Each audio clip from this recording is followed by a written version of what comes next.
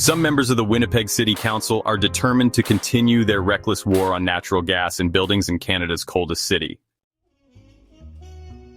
The latest move occurred at City Council when the Standing Policy Committee on Water, Waste and Environment reviewed a motion to discuss options for phasing out natural gas heating in existing and new residential, commercial and industrial buildings. The lack of action placed the motion in limbo.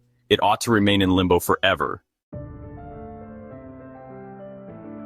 Winnipeg City Council should instead enshrine energy choice. Winnipeggers who favor energy choice and sensible policy can take heart from the experience of other Canadian cities. More cities are fighting these natural gas bans.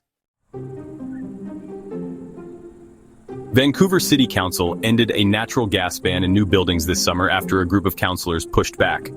They raised housing affordability concerns because homeowners and landlords are subject to costly retrofits with a ban on natural gas heaters, gas furnaces, and gas boilers. Unfortunately, a recent tied vote defeated the policy reversal. This organized opposition, however, shows what is happening at ground level. Average people pummeled by inflation and higher energy costs are finally fighting back.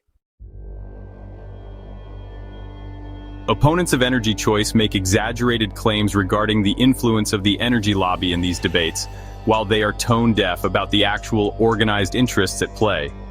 Environmental organizations such as the Pembina Institute are well-funded and always present at protests. They also funnel misleading information to local activists and politicians. Manitoba Hydro has spoken out against natural gas bans for years. In 2021, the Crown Electric Utility said moving the province from natural gas to electricity as a home heating source was unrealistic. Despite abundant hydropower, Manitoba does not have the generating capacity to support this switch. Manitoba Hydro said the grid cannot serve peak demand without natural gas. Meeting our energy needs without natural gas would require doubling the province's generating capacity. This is the province's utility saying this based on a simple analysis of the evidence, not a right-wing economist. The problem with these debates is that ideologically driven environmental organizations drown out reasonable voices. These groups are often behind local campaigns to deny energy choice. They are well-funded special interests, often using foreign funding or even funding from our governments.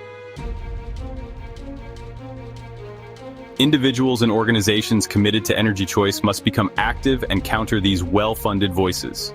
Pro-energy choice voices must refute the misinformation spread by environmentalist interests. In municipal elections, they should promote candidates and even electoral slates that respect energy, choice, and sensible policy.